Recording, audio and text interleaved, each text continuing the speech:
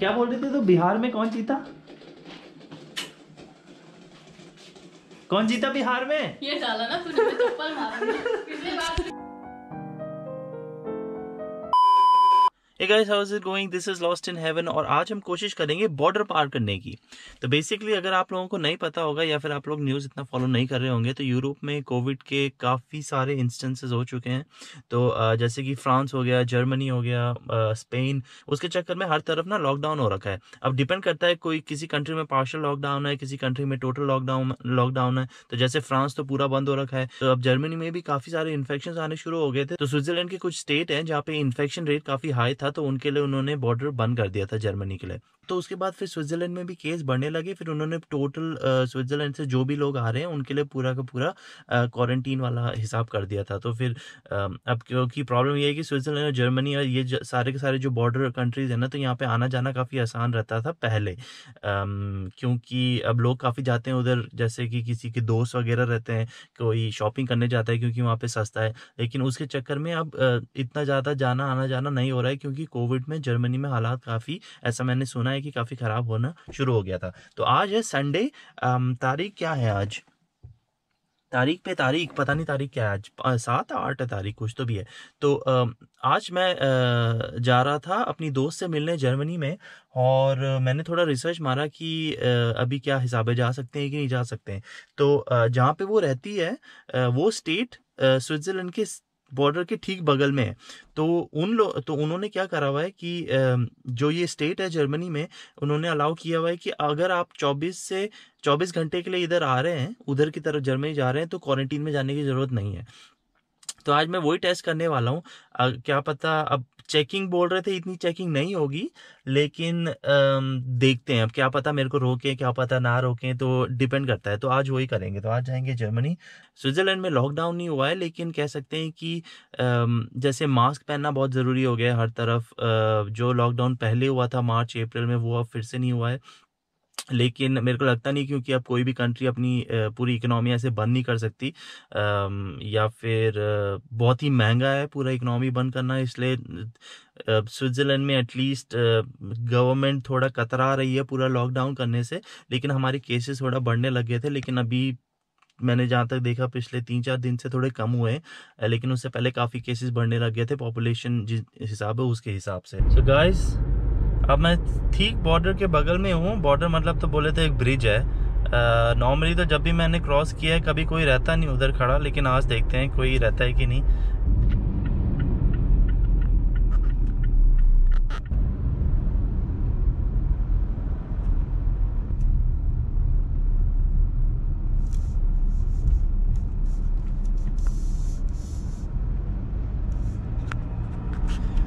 तो ये था बॉर्डर कोई भी नहीं है चेक करने वाला।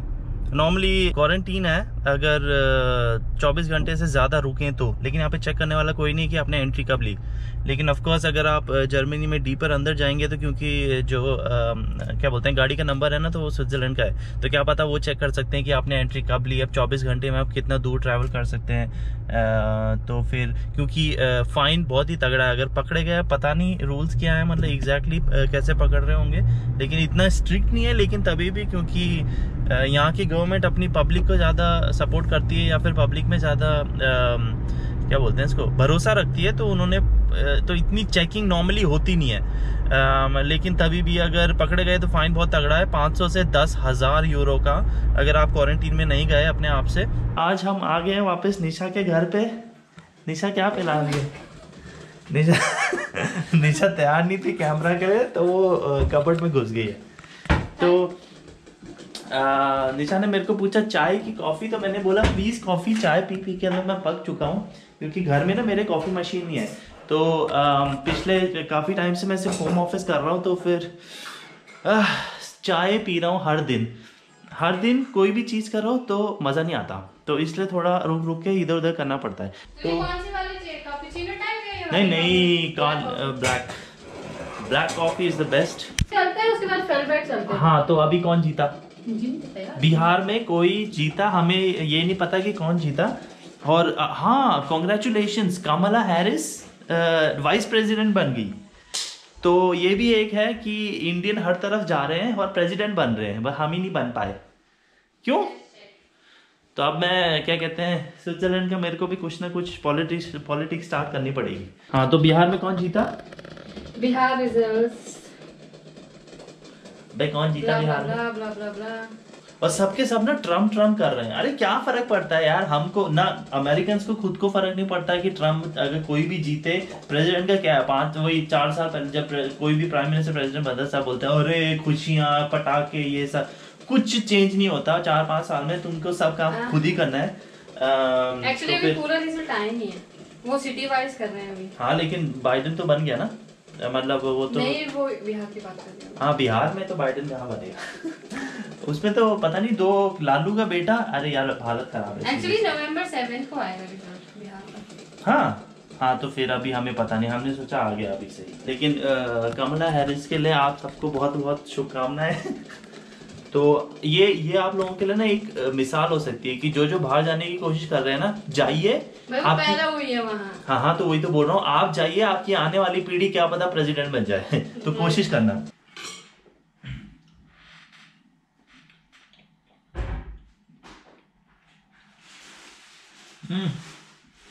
Very good. किसी और के घर में आके ब्रेकफास्ट करने का मजा ही कुछ और है, क्योंकि तुम्हें खुद कुछ नहीं करना पड़ता। मैं ऐसा ब्रेकफास्ट कभी नहीं करता। मैं क्या है, वो कॉर्नफ्लेक्स होते हैं ना, यहाँ पे हेल्दी वाले कॉर्नफ्लेक्स होते हैं, उसे बोलते हैं म्यूस्ली। वो लेता हूँ, दूध डालता हूँ, उसमें बनाना डालता हूँ, खत्म हो गया ब्रेकफास्ट।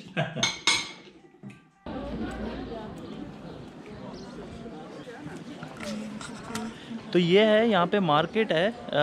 आज संडे है, इतना बंद नहीं है, लेकिन तभी भी लोग हैं। मेरे को लगा था हर तरफ मास्क ज़रूरी होगा, लेकिन यहाँ पे मास्क इतना ज़रूरी नहीं है अभी के लिए।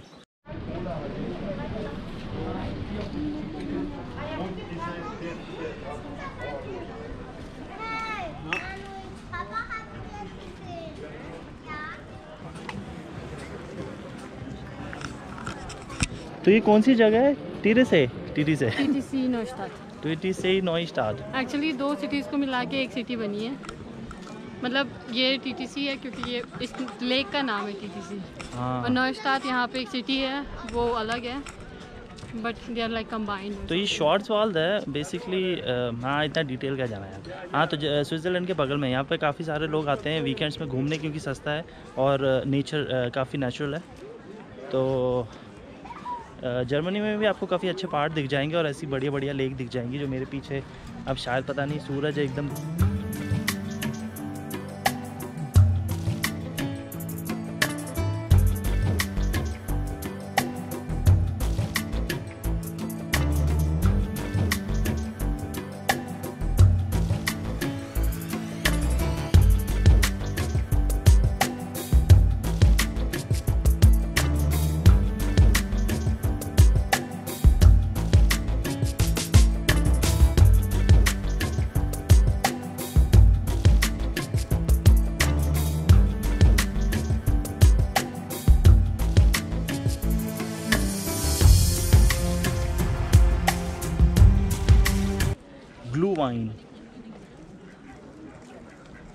ब्लू वाइन क्या है? बेसिकली स्विट्ज़रलैंड में तो काफ़ी फेमस है ये।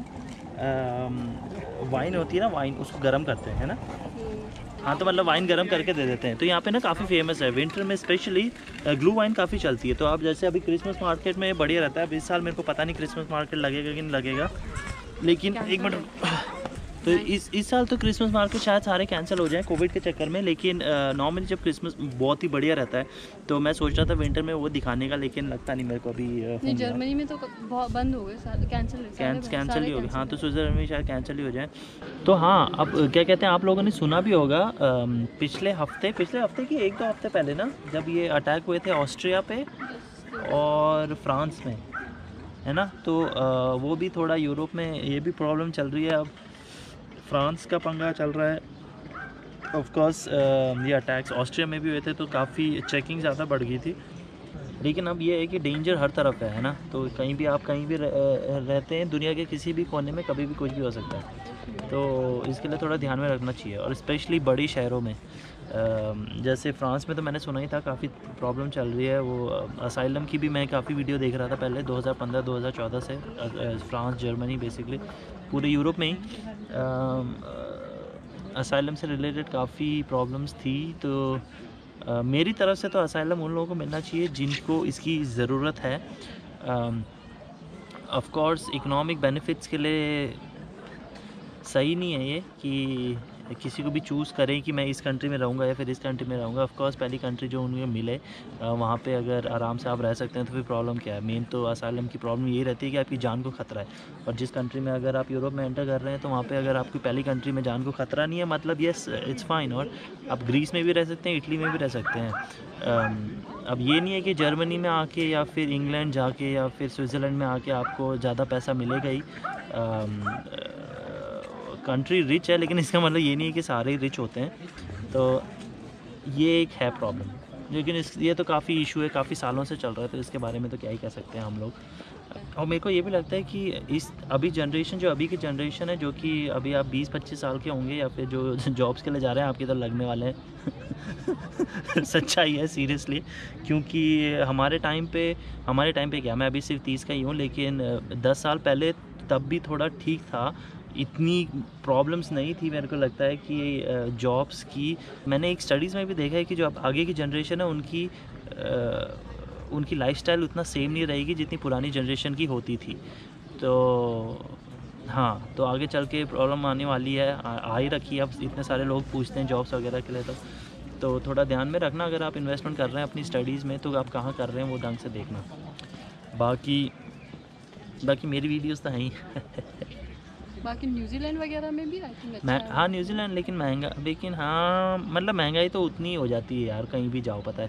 क्योंकि स्विट्जरलैंड पढ़ने आना इज़ लाइक नहीं, स्विट्ज़रलैंड बढ़िया है, जिसको पढ़ने आना है उसके लिए बढ़िया है, जिसको सेटल होने के लिए आना है उसके लिए नहीं बोलूँगा मैं, क्योंकि वो फिर किस्मत या डेस्टिनी पर डिपेंड करता है। क्या पता जॉब मिले, क्या पता जॉब ना मिले, क्या पता कुछ हो, क्या पता कुछ ना हो। इसलिए तो जब मैं आया था तो मैं ये सोच ही नहीं आया था कि मैं स्विट्ज़रलैंड आ रहा हूँ या फिर स्विट्ज़रलैंड में ही रहने वाला हूँ। मेरे को पता भी नहीं था कि स्विट्ज़रलैंड में आने का हिसाब क्या है। वो सिर्फ हुआ था मेरे दोस्त के साथ, उसका भाई, उसका कज़न इधर रहता था, तो उसके थ्रू मैं भी आ गया और मेरे को कुछ नहीं आइडिया था, है ना। तो मैं प्लान करके नहीं आया था, तो ये चीज़ें उस टाइम पे तो मैं प्लान नहीं कर रहा था, लेकिन अब जो होगा वो हो गया। लेकिन मैं आपको ये इन्फॉर्मेशन ही दे सकता हूँ कि मोस्टली चीज़ें कैसी चलती हैं यहाँ पे। बट रूल्स भी चेंज हो गए ना काफ़ी, रूल्स स्ट्रिक्ट हो रहे हैं, किसी भी कंट्री में जाओ ना रूल्स स्ट्रिक्ट हो रहे हैं, तो इतना आसान नहीं रहा सेटल होना जितना पहले था।